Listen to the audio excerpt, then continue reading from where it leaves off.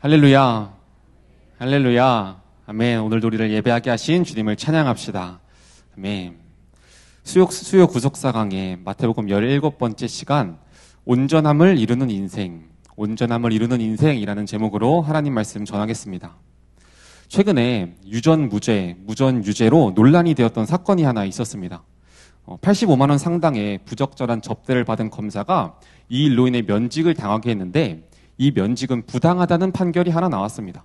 그런데 이와 반대로 한 버스기사가 잔돈 800원을 횡령했다는 이유로 회사에서 해고를 당했는데, 이 해고는 정당하다는 판결이 나왔습니다. 그런데 여기서 문제는 이 두 판결 모두 같은 판사가 내린 판결이었다는 것입니다. 돈이 많은 사람은 무죄를 선고받고 돈이 없는 사람은 유죄를 선고받는 우리 사회의 유전무죄, 무전유죄의 부당함이 그대로 드러난 사건입니다. 이뿐만 아니라 우리가 뉴스를 보면 권력가의 자녀들은 부정 입학을 하고, 부자들은 부동산 투기를 통해 떼돈을 벌고, 피해자는 여전히 고통받고 있는데 가해자는 솜방망이 처벌을 받는 이런 어이없는 일들을 우리가 어렵지 않게 보게 됩니다. 이렇게 우리가 살아가는 사회는 부당함이 가득한 전혀 온전하지 않은 세상입니다. 그리고 사실 우리가 살아가는 사회뿐만 아니라 내 삶의 환경도 전혀 온전하지 않습니다. 나는 왜 이혼 가정에서 태어났는가? 나는 왜 이런 시집살이를 해야 하는가? 직장 상사는 왜 항상 나에게 이런 부당한 지시와 대우를 하는가? 나는 왜 그렇게 한번 예배를 가려면 무시와 핍박을 받아야 하는가? 내 삶의 환경도 전혀 온전하지 않습니다. 그런데 오늘 말씀을 보면 예수님께서 우리에게 이렇게 말씀하십니다. 하늘에 계신 너희 아버지의 온전하심과 같이 너희도 온전하라. 예수님께서는 부당한 것이 너무 많은 세상 속에서 전혀 온전하지 않은 내 삶 속에서 온전하라 말씀하십니다. 그런데 지금 이 말씀을 듣고 있는 예수님 시대에도 사실 세상이 온전하지 않은 것은 동일했습니다. 당시 이스라엘은 로마의 식민지였고, 지금 산상수훈의 말씀을 듣고 있는 사람들 중에는 동물과 같은 취급을 받았던 노예, 남자에게 종속되어 자신의 권리는 전혀 없는 여성들도 있었습니다. 그런데 예수님께서는 지금 가장 부당한 대우를 받고 있는 사람들에게, 또 가장 불완전한 상황에 처해 있는 사람들에게 온전하라 말씀하시는 것입니다.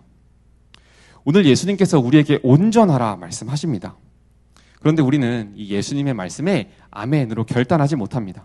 왜냐하면 이 사회는 부당함이 너무 가득하고 내 삶의 환경도 전혀 온전하지 못하기 때문입니다. 그래서 우리는 예수님 앞에 이렇게 이야기합니다. 예수님, 저도 온전하게 살고 싶어요. 저도 예수님 사랑에 감사하고 기억하며 세상을 선택하는 죄도 좀 끊고 가족과 이웃을 사랑하고 또 돈과 세상보다 예수님을 선택하며 살아가고 싶어요. 그런데 예수님, 이 세상은 돈 없이는 살 수 없는 세상이에요. 이 세상에 음란의 유혹이 너무 많아서 제가 죄를 짓는 거예요. 내가 사랑하지 못하는 이유는 내가 어릴 때 받은 상처가 있어서 그래요.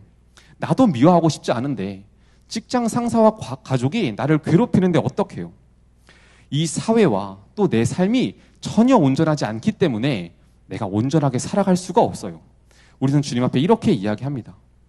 그래서 오늘 온전하라 라고 말씀하시는 주님의 말씀이 우리에게 굉장히 부담스러운 명령으로 들립니다. 어쩌면 불가능해 보이는 일처럼 보입니다. 그러나 오늘 우리가 말씀을 나누며 깨닫기 원하는 것은 온전하라 라는 주님의 이 말씀이 나를 힘들게 하고 부담스럽게 하는 명령이 아니라 온전함을 이루지 못해 괴로운 인생을 살아가고 있는 나를 향하신 하나님의 능력의 말씀임을 깨닫기 원합니다. 이 시간 온전하라 말씀하시는 주님의 말씀을 신뢰하기 원합니다.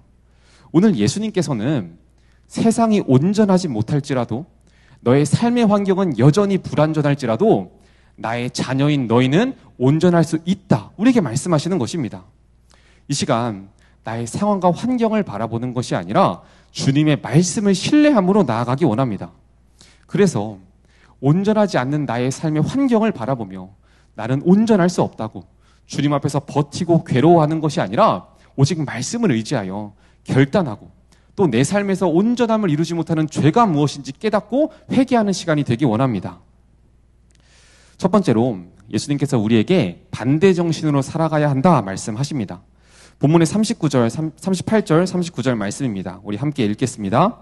또 눈은 눈으로 이는 이로 갚으라 하였다는 것을 너희가 들었으나 나는 너희에게 이르노니 악한 자를 대적하지 말라. 누구든지 내 오른편 뺨을 치거든 왼편도 돌려대며. 인간이 가진 죄의 감정 중 가장 대표적인 것이 복수심입니다. 눈은 눈으로, 이는 이로 갚으라. 그래서 우리가 즐겨보는 영화와 드라마의 대부분의 내용은 복수하는 내용입니다. 최근에 가장 흥행했던 더 글로리라는 드라마의 내용은 자신을 괴롭힌 학교 폭력 가해자들에게 주인공이 복수하는 내용을 담은 드라마입니다. 그리고 2010년 이후 가장 흥행한 영화의 제목은 어벤져스, 번역하면 복수자들이라는 영화입니다. 지구를 침략한 외계인들에게 복수를 하는 내용입니다. 또 전 세계 사랑을 받은 오징어 게임이라는 드라마는 세상에 대해 복수하는 영화입니다. 주인공이 돈이 없다는 이유로 자신을 무시하는 세상에게 복수하기 위해 목숨을 걸고 게임에 참가하는 것입니다. 그리고 우리가 이런 드라마와 영화를 좋아하는 이유는 주인공이 복수에 성공하기 때문입니다. 성도님들이 보시는 모든 드라마와 영화의 내용을 한번 생각해 보시기 바랍니다. 다 복수에 관한 내용입니다. 그만큼 이 복수심이 인간이 가진 가장 대표적인 죄의 감정이고 영화와 드라마가 이것을 해소시켜 주는 것입니다. 그런데 세상 사람들만 복수심을 갖는 것은 아닙니다. 성경의 인물들도 사실 별반 다르지 않습니다. 야곱의 딸인 디나가 이방 남자에게 강간을 당하게 되었을 때 그 형제들이 이방 족속의 모든 남자를 다 죽이고 여자와 물건을 약탈합니다. 또 레위인의 첩이 베냐민 지파에게 강간을 당하고 죽임을 당하자 이스라엘의 복수는 베냐민 지파를 몰살하는 데까지 이릅니다. 다윗의 아들 압살롬은 어떻습니까? 암논이 자신의 누이 다말을 욕되게 하자 죽여버렸습니다. 성경의 모든 사람들도 복수로 시작해서 복수로 끝이 납니다. 이렇게 인간은 어떻게 해서든 내가 받은 피해를 돌려주려고 합니다. 복수를 해야 직성이 풀리는 것입니다. 만약 행동으로 복수하지 못한다면 마음으로라도 반드시 복수를 해야 합니다. 저주를 해서라도 복수를 해야 하는 것입니다. 제가 최근에 학생들과 식사를 하기 위해 운전을 하고 가고 있었는데 초행길이었습니다. 그래서 제가 이곳에서 빠져야 한다는 것을 한 100m 전에 알게 되었습니다. 그래서 사이드미러를 딱 봤더니 제가 들어갈 공간이 있는 거예요. 그래서 깜빡이를 켜고 들어가려고 하는데 바로 뒤에 있는 차가 악셀을 밟으며 달려오는 것입니다. 그래서 제가 결국 빠지지 못했습니다. 그리고 내비게이션을 보니까 도착 시간이 15분이나 늘어나 있는 것입니다. 제 안에 화가 났습니다. 그런데 제가 저 사람에게 복수할 방법은 없으니 바로 제 입에서 저주하는 말이 나오는 것입니다. 가다가 꼭 사고 나라. 그리고 옆을 봤는데 학생이 놀란 표정으로 저를 바라보고 있었습니다. 성도님들은 어떠십니까?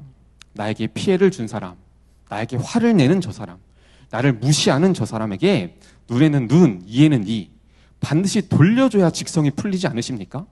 아니면 마음으로 저주를 해서라도 복수해야 속이 후련하지 않으십니까? 그런데 오늘 예수님께서 이 복수의 감정에 대해 반대 정신으로 대적하라고 말씀하십니다. 우리 본문의 39절 말씀을 다시 한번 읽겠습니다. 나는 너희에게 이르노니 악한 자를 대적하지 말라. 누구든지 내 오른편 뺨을 치거든 왼편도 돌려대며. 복수의 마음은 대단한 것에서 시작하지 않습니다. 누가 나를 총으로 쏘고 칼로 찔러야 복수의 마음이 시작되는 것이 아닙니다. 뺨 한 대 맞은 곳에서부터 복수심이 시작됩니다. 누가 내 자존심 한번 건드리면 끝까지 기억했다가 어떤 방법으로든 반드시 돌려줘야 하는 것이 우리 안에 있는 복수의 마음입니다. 예수님께서는 이 복수의 마음에 대해 반대 정신을 사용하여 대적할 것을 말씀하십니다. 저번 주에 우리가 이 말이 나오면 입 밖으로 절대로 말을 내뱉어서는 안 된다라고 들은 말들이 있습니다. 어떤 것들이 있었냐면 기분 나쁘게 생각하지 말고 들어봐. 내가 이 말까지는 안 하려고 했는데 다 널 위해서 하는 말이야. 섭섭하게 생각하지 말고 들어. 이 말을 왜 금지해야 되냐면 이 말 뒤에 우리가 꺼내는 말들이 무엇인지 생각해 봐야 합니다.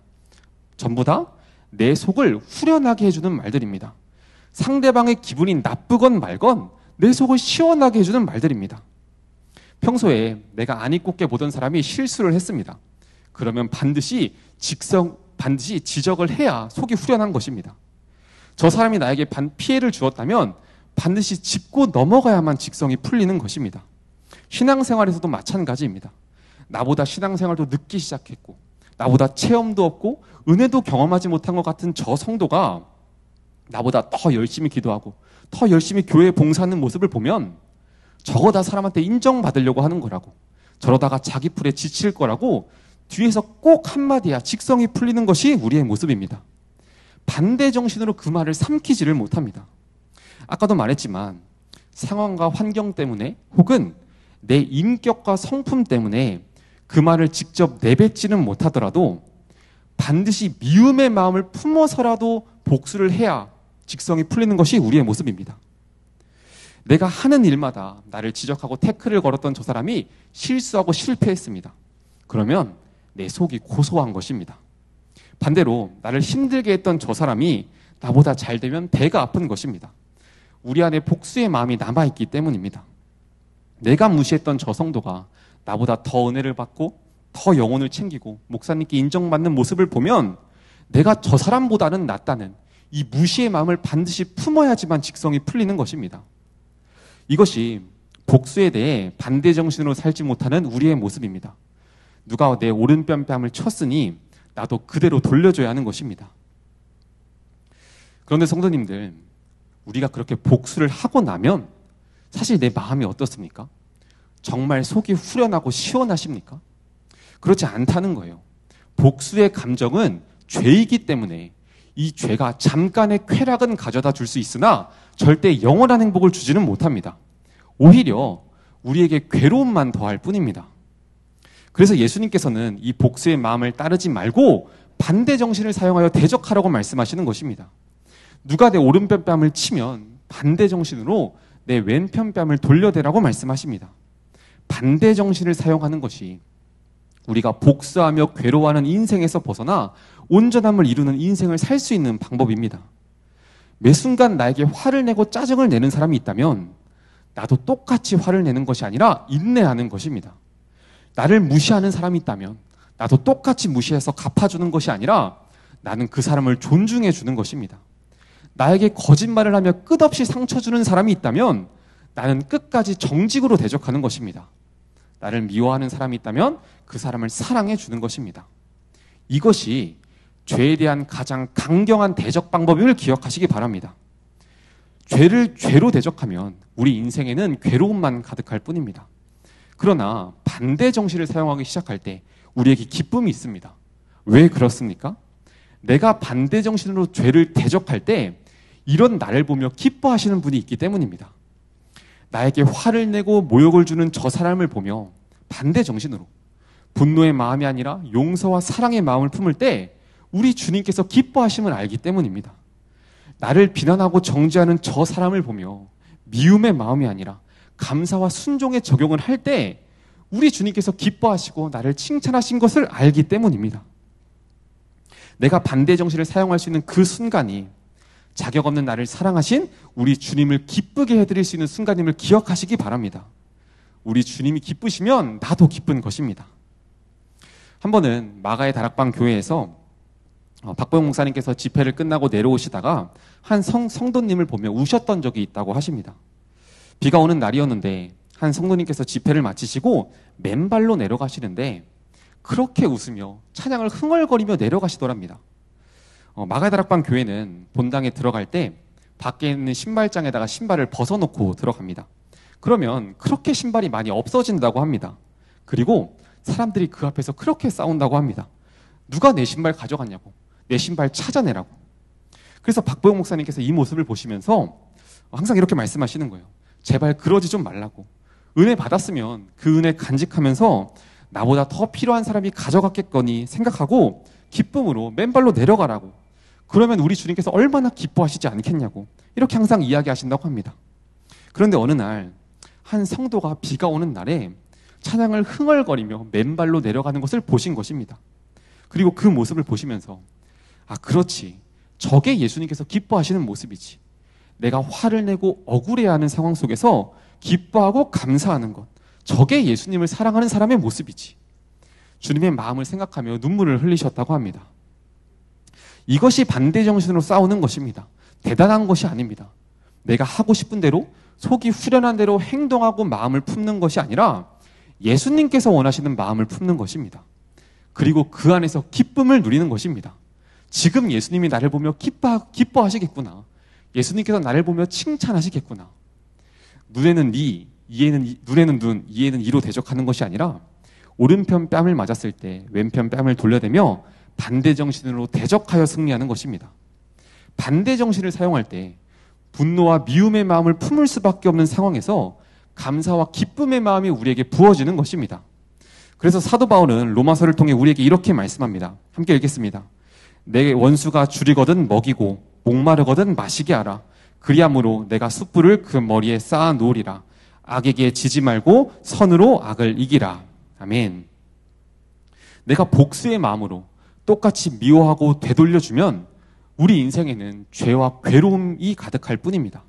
그러나 내가 화를 내고 미워해야 하는 상황 속에서 반대 정신을 사용하여 선으로 악을 이기는 것, 예수님을 기쁘시게 해드리는 것, 이것이 온전함을 이루는 인생임을 기억하시기 바랍니다. 적용 질문입니다.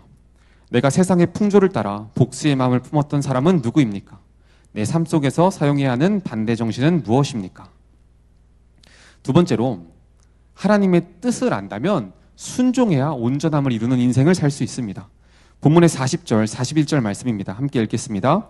또 너를 고발하여 속옷을 가지고자 하는 자에게 겉옷까지도 가지게 하며 또 누구든지 너로 억지로 오리를 가게 하거든 그 사람과 심리를 동행하고. 예수님께서 고발을 당하여 속옷을 내어줘야 한다면 겉옷까지 내어주라 말씀하십니다. 겉옷을 내어주는 것이 나의 적용이라면 순종해야 온전한 인생을 살 수 있는 것입니다. 우리가 온전한 인생을 이루지 못하는 이유는 하나님의 뜻을 알고 있으면서 끝까지 버티며 순종하고 있지 않기 때문입니다. 또한 이것이 죄라는 것을 알고 있음에도 세상과 타협하며 핑계대며 끝까지 그 죄를 붙잡고 있기 때문입니다. 예수님께서 제자들에게 겉옷을 내어주라 말씀하십니다. 그런데 이 중동 지방은 저녁이 되면 기온이 뚝 떨어지기 때문에 겉옷을 내어준다는 것은 자신의 생명을 내어준다는 것과 동일했습니다. 또 당시 겉옷은 매우 비싼 옷이었기 때문에 일반 서민들은 이 겉옷을 한 벌만 가지고 있었습니다. 그래서 겉옷을 내어준다는 것은 자신의 전부를 내어준다는 것과 동일했습니다. 우리 각자에게는 내가 생명처럼 여기고 있는 이 겉옷이 있습니다. 속옷까지는 내어주더라도 절대로 내어줄 수 없는 나의 생명 같은 겉옷이 있습니다. 그래서 이 겉옷을 내어줘야 한다는 것을 알면서도 끝까지 순종하지 않고 버티고 있는 것이 있습니다. 그것이 내가 온전함을 이루는 인생을 살지 못하고 괴로워하는 이유입니다. 우리가 구속사의 말씀을 큐티하면 하나님께서 나에게 무엇을 원하시는지 분명하게 말씀해 주십니다. 하나님은 모호하고 애매하게 말씀하시지 않습니다. 분명하게 말씀해 주십니다. 그런데 우리는 하나님의 말씀을 들었음에도 하나님의 뜻이 무엇인지 깨달았음에도 적당히 순종하거나 모르는 척하며 버티고 있는 것이 너무 많습니다. 하나님께서는 분명히 나에게 상처를 준 가족을 사랑하라고 하셨습니다. 화해하라고 분명하게 말씀하셨습니다. 그런데 적용하지 못합니다. 적당히 미워하지 않고 나도 똑같이 상처 주지 않는 것 정도면 잘하는 것이라고 생각하고 타협하며 하나님의 뜻이 무엇인지 알고 있음에도 끝까지 순종하지 않습니다. 하나님께서 공동체의 질서에 순종하라고 분명하게 말씀하셨습니다. 그런데 내 자존심을 버리지 못해서 끝까지 버티며 겉으로만 순종하는 척 적당히 적용합니다. 그러니 내 삶이 괴로운 것입니다. 하나님의 뜻이 무엇인지 다 알고 있는데 적당히 타협하고 끝까지 순종하지 않고 버티고 있으니 괴로운 것입니다. 또 하나님께서는 음란, 세상의 성공, 사람들의 인정, 돈, 술, 담배를 버리라고 분명하게 말씀하셨습니다. 그런데 우리가 이 죄를 버리면 죽을 것 같다고 끝까지 붙잡고 있으니 괴로운 것입니다. 지금 이 돈을 선택하지 않으면 죽을 것 같고 지금 내 육신의 정욕을 따르지 않으면 죽을 것 같아서 하나님께서 명령하신 겉옷을 내려놓지 못합니다. 이것이 우리가 온전함을 이루는 인생을 살지 못하는 이유입니다. 상황과 환경 때문이 아니라 하나님의 뜻을 알고 있음에도 순종하지 않고 죄를 버려야 하는 것을 알고 있음에도 끝까지 붙잡고 있기 때문입니다. 또 예수님께서는 억지로 오리를 가게 하거든 심리를 동행하라 말씀하십니다. 이 강제로 오리를 가게 하거든 이라는 표현은 페르시아 국왕이 조서를 전달하는 사자들에게 명령할 때 사용하는 표현이었습니다. 왕이 하라고 하면 해야 하는 것입니다. 그리고 이 명령을 따르는 자가 왕의 종인 것입니다. 이 시대에서 가장 싫어하는 표현이 억지로인 것 같습니다. 내가 납득이 되지 않는 일을 억지로 하는 것을 지금 시대가 가장 싫어합니다. 요즘 선생님들이 아이들에게 무언가를 시키면 가장 먼저 돌아오는 대답은 왜요? 라고 합니다. 또 요즘 군대에서도 조교가 훈련병에게 무언가를 지시하면 왜요? 라는 대답이 돌아온다고 합니다. 자신이 납득이 되고 이해가 가야지만 움직이는 것이 지금 시대의 모습입니다. 모두가 오직 나를 위해 살고 있기 때문입니다. 그런데 그리스도인이라고 말하는, 하나님의 백성이라고 말하는 우리도 똑같지 않습니까? 가족이 나에게 억지로 오리를 가자고 하면 나를 보호하느라 오리를 가는 것은 부당하다 외치고 있습니다. 교회 공동체에서 내가 이해되지 않는 일을 하라고 하면 억지로 오리를 갈 수는 없다 외치지 않습니까? 내가 납득이 되고 이해가 돼야지만 순종하겠다는 것은 결국 내가 이익이 되는 것에만 움직이겠다는 것입니다. 내 삶의 왕은 나라고 외치고 있는 것입니다. 내가 이해가 되지 않지만 억지로 오리를 가야 하는 순간에 기쁨으로 심리를 걸어간다면 내 삶의 왕은 예수님이시다 외칠 수 있는 기회인데 끝까지 나의 권리를 놓지 못하고 내 삶의 왕은 나다, 오리를 가는 것은 부당하다 외치고 있으니 내 삶이 괴로운 것입니다. 우리가 온전함을 이루는 인생이 되기 위해서는 겉옷을 내어주는 순종을 해야 합니다. 또 심리를 기쁨으로 걸어가는 순종을 해야 합니다. 다른 이유는 없습니다. 나의 왕이신 하나님께서 그것을 원하시기 때문입니다. 그렇게 하나님의 말씀에 순종하고 적용하면 하나님께서 나를 지키고 보호하실 텐데 적용을 하지 않고 끝까지 버티며 내가 나를 지키려고 하니 괴로운 것입니다. 우리가 지난달 다니엘서를 큐티했습니다.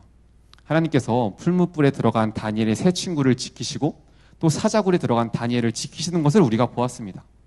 그런데 만약 다니엘과 세 친구들이 하나님의 뜻이 무엇인지 알고 있으면서 내가 무엇을 해야 하는지 알고 있으면서 끝까지 순종하지 않고 버텼다면 이들은 하나님의 보호하심을 경험하지 못하고 자기 자신을 스스로 보호하느라 괴로워했을 것입니다.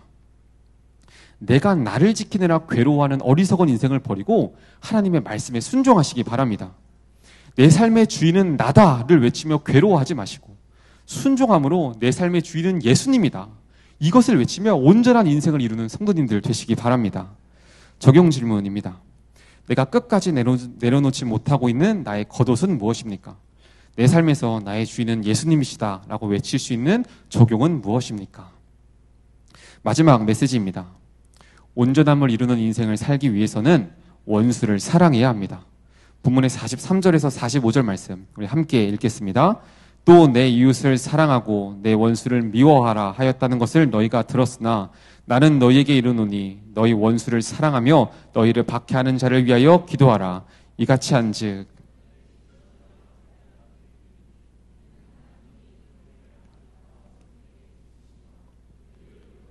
불의한 자에게 내려주심이라. 아멘.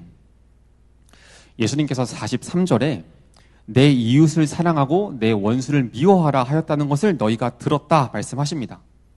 그런데 성경 어디에도 원수를 미워하라는 말은 없습니다. 단지 신명기와 출애굽기에 하나님께서 이스라엘 백성들을 이방 나라를 심판하는 도구로 사용하시면서 대적을 무찌르라 라고 말씀하셨을 뿐입니다. 그런데 바리새인과 서기관들이 이 말씀을 확대 적용해서 이방인과 세리 같은 민족의 원수들을 미워하라 라는 계명으로 가르친 것입니다. 그들의 마음 가운데 내가 이웃을 사랑할 수는 있지만 원수는 절대로 사랑할 수 없는 것입니다. 세상 어떤 종교도 원수를 사랑하라고 가르치는 종교는 없습니다. 원수를 미워하지 마라, 원수를 용서해라, 네가 참고 그 상황을 피해라 라고는 말하지만 어떤 종교도 원수를 사랑하라 라고 이야기하지 않습니다. 왜 그럴까요? 사람이 원수를 사랑할 수 없기 때문입니다. 인간이 원수를 사랑한다는 것은 불가능한 일이기 때문입니다. 그런데 예수님은 우리에게 원수를 사랑하라 말씀하십니다. 그리고 이렇게 말씀하신 이유는, 이 말씀을 우리에게 주시는 이유는 그리스도인만이 원수를 사랑할 수 있는 자들이기 때문입니다. 세상 사람들이 원수를 사랑하지 못하는 이유는 그들이 그런 사랑을 받아본 적이 없기 때문입니다. 늘 내가 사랑받을 만한 존재일 때, 내가 저 사람에게 사랑받을 만한 이유가 있을 때에만 사랑을 받아왔기 때문입니다. 그래서 사랑해줄 이유는 없고 미워하고 원망해야 될 이유만 가득한 원수를 절대로 사랑할 수 없는 것입니다. 그렇다면 예수님께서 왜 우리에게는 너희는 원수를 사랑할 수 있다 말씀하시는 것입니까? 우리가 그 사랑을 받은 자이기 때문입니다. 원수까지 사랑하는 것이 무엇인지 아는 자들이기 때문입니다. 45절에 하나님께서는 해를 악인과 선인 모두에게 비추시며 비를 의로운 자나 불의한 자나 모두에게 내려주신다 말씀하십니다. 하나님께서는 내가 선인일 때 해를 비춰주지 않으셨습니다. 내가 의로운 자일 때 비를 내려주지 않으셨습니다. 내가 사랑받을 만할 때 나를 사랑해주지 않으셨습니다. 내가 죄인일 때, 내가 하나님의 아들 예수 그리스도를 십자가에 못 박는 원수일 때 나를 사랑해 주셨습니다. 로마서 5장 8절 말씀 함께 읽겠습니다. 우리가 아직 죄인 되었을 때에 그리스도께서 우리를 위하여 죽으심으로 하나님께서 우리에 대한 자기의 사랑을 확증하셨느니라. 아멘.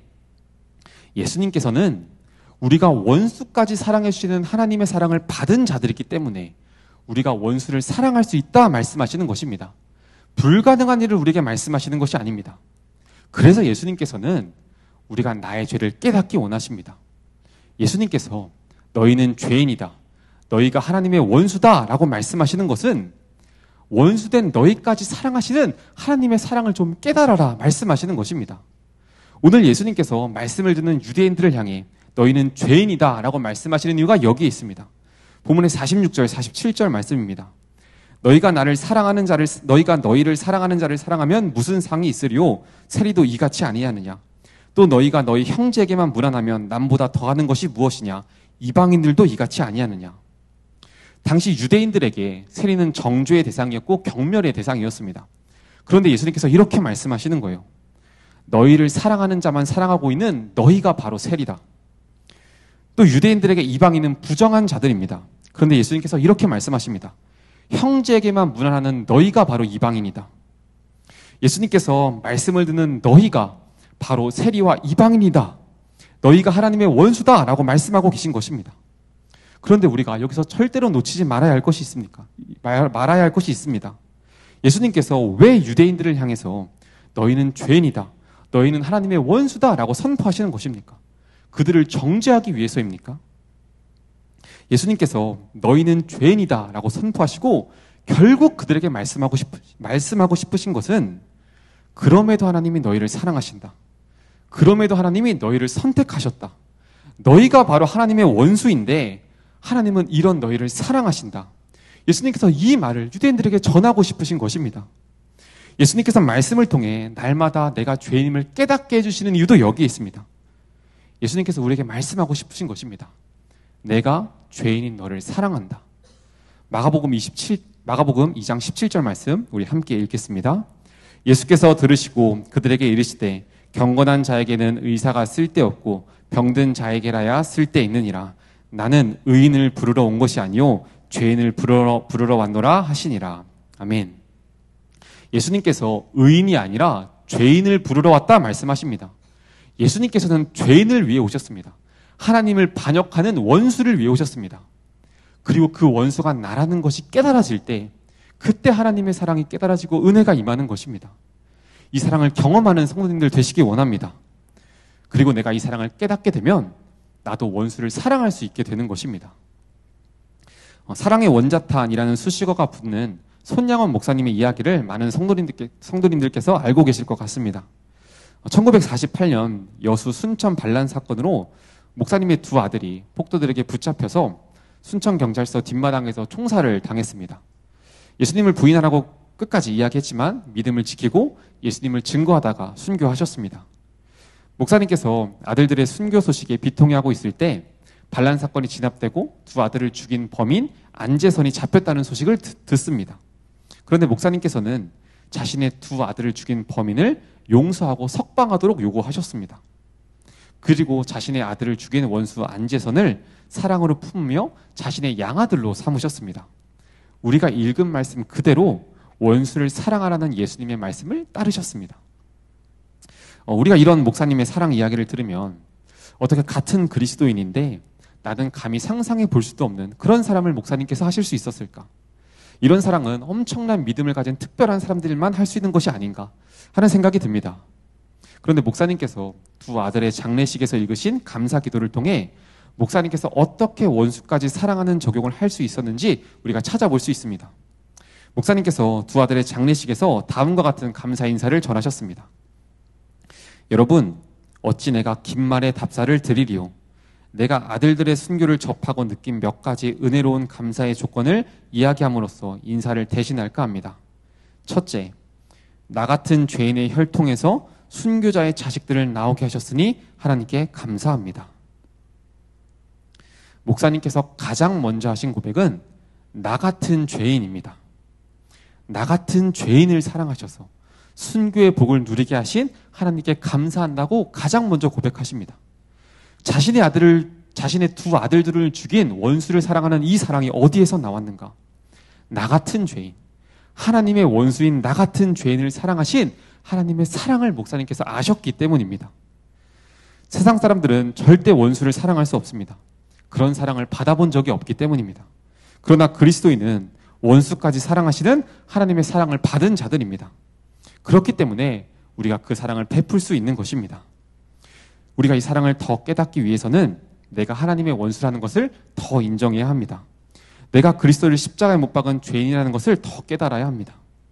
내가 죄인이라는 사실이 더 깨달아지면 깨달아질수록 나를 사랑하시는 하나님의 사랑이 더 크다는 것을 깨닫게 될 줄 믿습니다. 그렇게 원수까지 사랑하신, 원수된 나를 사랑하신 하나님의 사랑을 깨닫고 나도 원수를 사랑하게 될 때 예수님께서 말씀하시는 온전함을 이루는 인생을 우리가 살아가게 될 줄 믿습니다. 적용 질문입니다. 하나님의 사랑을 더 깨닫기 위해 매일 말씀으로 내 죄를 보고 있습니까? 내가 하나님의 원수였음을 기억하며 내가 사랑해야 할 원수는 누구입니까? 말씀의 결론입니다. 하나님의 온전하심과 같이 너희도 온전하라 하나님께서 말씀하십니다. 우리 본문의 48절 말씀 함께 읽겠습니다. 그러므로 하늘에 계신 너희의 아버지의 온전하심과 같이 너희도 온전하라. 오늘 말씀을 통해 예수님께서 우리에게 결국 말씀하고 싶으신 것, 온전함을 이루는 인생을 살아야 한다 말씀하시는 것은 사랑하는 인생을 살아야 한다 말씀하시는 것입니다. 그래서 제가 이 설교를 준비하기가 참 힘들었습니다. 왜냐하면 제가 정말 사랑이 없는 사람이기 때문입니다. 사역을 시작하고 일 처리를 잘한다, 설교를 잘한다는 소리는 들어봤지만 또 항상 듣는 말이 있습니다. 사랑이 없다입니다. 사역자는 사랑 없으면 시쳐야 하는데 저는 사랑이 없습니다. 겉모습은 그럴듯해 보일지 몰라도 결국 가짜인 것입니다. 오늘 말씀의 결론이 사랑하는 인생이 되어야 한다는 것인데 사랑해야 반대 정신으로 살고 사랑해야 순종하고 원수까지 사랑해야 하는데 내가 그렇게 살지 못하면서 어떻게 이 말씀을 전할까 고민이 되고 두렵기도 했습니다. 사랑하라 라는 예수님의 명령이 너무 부담스럽게 느껴졌습니다. 그런데 그렇게 계속 말씀을 묵상하고 있는데 오늘 말씀에서 이야기하는 온전함을 이루는 인생을 살아간 한 사람이 떠올랐습니다. 바로 지금 우리에게 사랑하라 라고 말씀하시는 예수님입니다. 오늘 말씀에서 예수님께서 이야기하시는 모든 인생은 예수님께서 살아내셨고 특별히 나를 위해 걸어가신 십자가의 길이라는 것을 알게 해주셨습니다. 예수님께서 오른편 뺨을 치는 자에게 왼편도 돌려대는 삶을 살아라 라고 말씀하셨습니다. 그런데 이 뺨을 치다 라는 동사가 예수님의 십자가 고난을 예언한 이사야서에서 동일하게 사용되었습니다. 이사야서 50장 6절 말씀입니다. 나를 때리는 자에게 내 등을 내어주며 나를 때리는 자에게 내 등을 맡기며 나의 수염을 뽑는 자들에게 나의 뺨을 맡기며 모욕과 침뱉음을 당하여도 내 얼굴을 가리지 아니하였느니라. 예수님께서 십자가 고난을 받으실 때 자신을 때리는 자들에게 등을 맡기셨고 수염을 뽑는 자들에게 자신의 뺨을 맡기셨고 모욕하며 침을 뱉는 자들에게 자신의 얼굴을 맡기셨습니다. 또 예수님께서 억지로 오리를 가게 하거든 심리를 동행하라 말씀하시면서 하나님의 뜻을 안다면 순종해야 한다 우리에게 말씀하십니다. 그리고 예수님께서 십자가를 지시기 전 이렇게 기도하셨습니다. 이르시되 아버지여 만일 아버지의 뜻이거든 이 잔을 내게서 옮기시옵소서. 그러나 나의 원대로 마시옵고 아버지의 원대로 되기를 원하나이다 하시니 예수님께서는 십자가의 길 위에서 자신의 생명을 버리는 순종을 하셨습니다.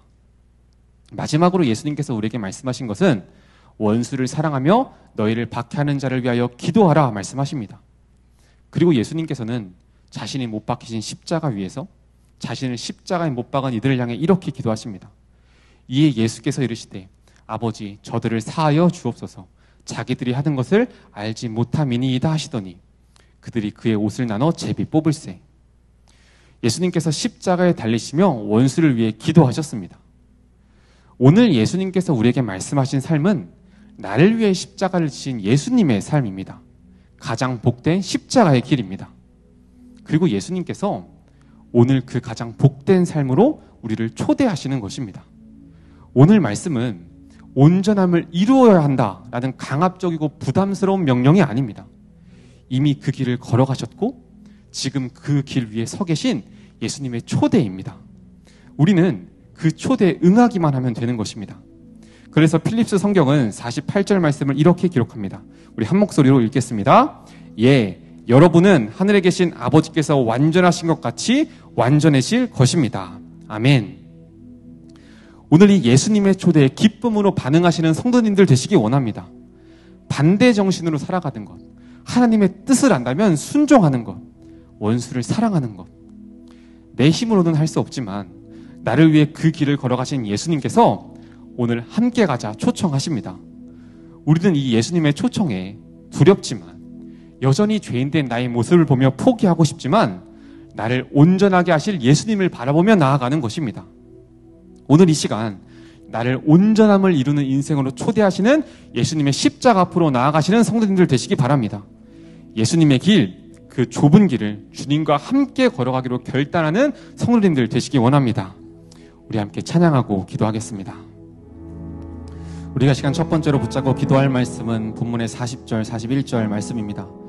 또 너를 고발하여 속옷을 가지고자 하는 자에게 겉옷까지도 가지게 하며 또 누구든지 너로 억지로 오리를 가게 하거든 그 사람과 심리를 동행하고. 말씀을 통해 하나님의 뜻을 알았음에도 순종하지 않은 나의 죄를 회개하기 원합니다. 복수하지 말라고 하시는 하나님의 말씀을 분명하게 들었지만 순종하지 않았습니다. 용서하고 화해하라는 적용을 하라고 하셨지만 내 자존심을 버리지 못해 순종하지 않고 있습니다. 음란, 음주, 세상 성공, 우상 숭배제를 버리라고 말씀하셨지만 적당히 타협하며 순종하지 않았습니다. 주님, 내 삶이 온전하지 못한 이유, 내 삶이 여전히 괴로운 이유, 세상이 악해서가 아니라 내 삶의 환경이 온전하지 못해서가 아니라 내가 끝까지 붙잡고 있는 나의 죄 때문임을 깨닫습니다. 성령님, 이 시간 우리에게 회개의 영을 부어 주옵소서. 아멘. 더 이상 죄를 붙잡으며 괴로워하는 인생이 아니라 하나님 앞에 끝까지 항거하며 괴로워하는 인생이 아니라 말씀 앞에 순복하는 인생이 되게 하여 주옵소서. 아멘. 주님의 기쁨이 되는 인생이 되게 하여 주옵소서. 아멘. 이 시간 핑계대고 버티고 있는 나의 자아가 무너지고 생명 얻는 회개를 하게 하여 주옵소서. 아멘. 주님의 뜻을 알고 돌이키는 귀한 시간이 되게 하여 주옵소서. 이 시간 주님의 이름 한번 부르시고 우리 함께 통성으로 기도하며 나아갑니다. 주여, 주님 오늘 말씀을 통해 깨닫게 하신 나를 주님 앞에 차복하기 원합니다. 주님께서 순종하라고 하시지만 내 자존심을 버티지 못해서 내 자존심을 내려놓고 싶지 않아서 주님의 말씀을 알았음에도 여전히 순종하지 않고 있는 나의 죄를 돌아봅니다. 주님께서 사랑하라고 하셨는데 적당히 용서하지 않으며 적당히 미워하지 않으며 적당히 타협하고 있는 나의 죄를 주님 깨닫게 하여 주옵소서. 성령님 이 시간 우리에게 회개의 영을 부어주셔서 여전히 버티고 있는 나의 자아가 주님의 말씀 앞에 무너지게 하여 주옵소서. 주님 사랑하지 못해 미워하며 괴로워하고 있는 나의 인생이 시간 무너지게 하여 주옵소서. 주님의 말씀 앞에 끝까지 버티며 괴로워하는 인생이 아니라 나를 지키시고 보호하실 주님을 바라보며 철저하게 순종하는 인생이 되게 하여 주옵소서. 주님께서 나에게 말씀하신 음란과 더러운 죄와 아버지 주님의 마음을 온전히 따라 순종할 수 있도록 우리의 마음 가운데 찾아와 주옵소서. 주님이 저에게 말씀하시는 주님의 마음을 분명하게 깨닫기 원합니다. 아버지 주님의 마음을 깨닫고 순종하게 되기 원합니다. 주님이 저에게 회개의 영혼을 찾아오셔서 주님의 마음을 깨닫게 하여 주옵소서. 나에게 순종을 원하시는 그 주님의 사랑을 깨닫게 하여 주옵소서. 나를 살리시기 원하시는 주의 말씀을 깨닫게 하여 주옵소서. 주님께서 나에게 찾아오셨어. 너가 바로 그 죄인이다. 너가 하나님의 원수다 말씀하실 때 주여 앞에 철저히 묵묵조하는 아버지 우리가 되게 하여 주옵소서. 주님께서 나에게 나는 죄인이라고 말씀하시는 이유, 너가 바로 그 원수라 말씀하시는 이유, 나를 정죄하시기 위함이 아니라 그 하나님의 뜻앞에 사람을 우리에게 깨닫게 해주시기 위함을 믿습니다. 주님 이 시간에 우리에게 찾아줄 때, 회개함으로 나에게 찾아줄 때 우리가 두려워하지 않고 말씀 붙잡고 나아갈 수 있도록 도와주옵소서. 우리의 삶이 모두 하나님 앞에 무너지기 원합니다. 세상 앞에서가 아니라 두려운 선의 문제 앞에서가 아니라 모두 십자가 앞에서 나의 삶이 무너지기 원합니다. 주님 내가 나를 지키는 아버지 두려운 삶에서 벗어나 그 비참한 삶에서 벗어나 제가 하나님을 따라 사는 삶을 살게 하여 주옵소서. 아버지 기도하는 우리 가운데 아버지 주님의 말씀을 허락하셔서 아버지는 주님의 말씀대로 주님의 뜻을 살아가기로 결단하는 아버지 당신을 되게 하여 주옵소서. 아버지 우리에게 회개하여 부어주옵소서. 주님의 마음을 주님의 말씀을 깨닫게 하여 주옵소서. 아버지가 주님께 더 찾아오시면 기쁨으로 순종하며 나가는 우리가 되게 하여 주옵소서. 아버지 우리의 마음을 주님 앞에 복종시키기 원합니다. 아버지가 말씀하신 대로 아버지 우리가 주님 말씀 붙잡고 살아가게 하여 주옵소서. 온전하지 못한 세상과 나의 환경을 보면 두려워하는 것이 아니라 온전할 수 있다 말씀하시는 원수도 사랑할 수 있다 말씀하시는 주 앞에 엎드리는 시간이 되게 하여 주옵소서. 성령으로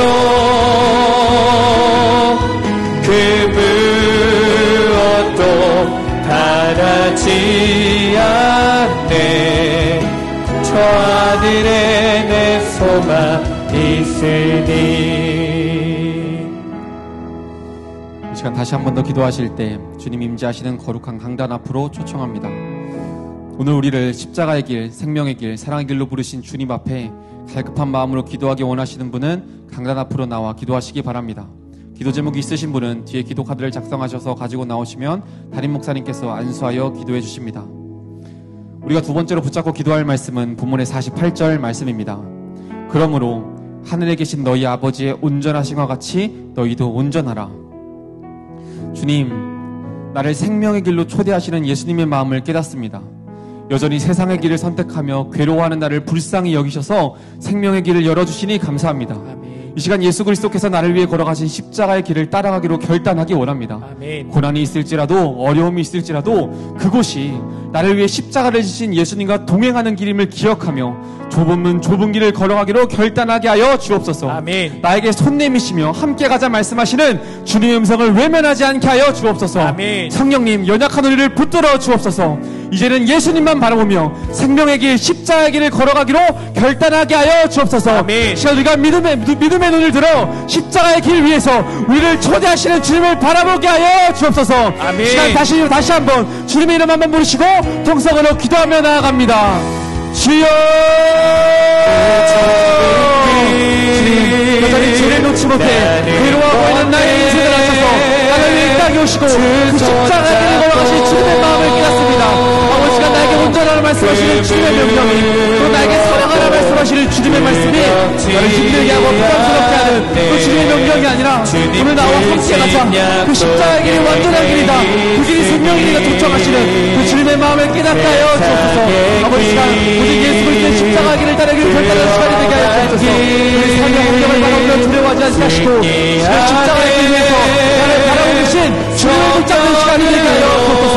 내 삶의 환경을 보며 또 여전히 더러운 죄인인 나를 보며 주님의 길을 따라가는 것을 따라가기가 두렵지만 아버지 시간 나의 의진 분명히 말씀을 붙잡고 주 앞으로 나아갑니다. 그러므로 하늘에 계신 너희 아버지의 온전하시와 같이 너희도 온전하라. 아버지 능력의 말씀을 붙잡고 주님께로 나아가기 원합니다. 이 말씀이 내 삶을 두렵게 하고 힘들게 하는 말씀이 아니라 주님께서 나에게 주신 능력의 말씀을 선포하기 원합니다. 아버지가 너에게 찾아오셔서 주님의 마음을 깨닫게 하여 주옵소서. 생명의 길을 인도하시는 주님의 마음을 깨닫게 하여 주옵소서. 죄를 놓지 못해 순종하지 못해 괴로워하는 인생이 아니라 그 십자가의 길을 나아가 주님과 동행하는 삶이 되게 하여 주옵소서. 아버지 우리가 믿음을 들어 우리 함께하기 원하시는 주님을 바라보게 하여 주옵소서.